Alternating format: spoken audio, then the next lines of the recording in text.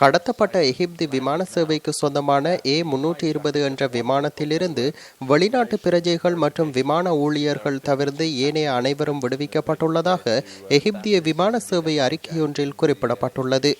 Government sources and airline sources say the domestic flight was going from Alexandria to Cairo, taken by one armed hijacker. We are also hearing from the airport, in fact, that some of the passengers are actually getting off the plane as we speak.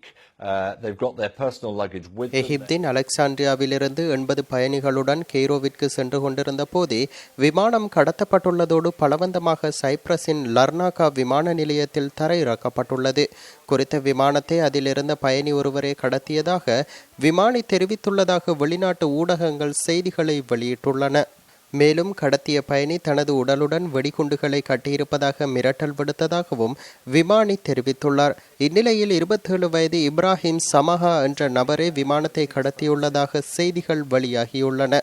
தனக்கு சைப்ரஸில் அரசியல் தஞ்சம் வேண்டும் எனவும் தனது முன்னாள் காதலிக்கு கொடுக்குமாறு 4 பக்க கடிதம் ஒன்றையும் விமானத்தை கடத்தியவர் அதிகாரிகளிடம் வழங்கியுள்ளதாகவும் வெளிநாட்டு செய்திகள் குறிப்பிடுகின்றன.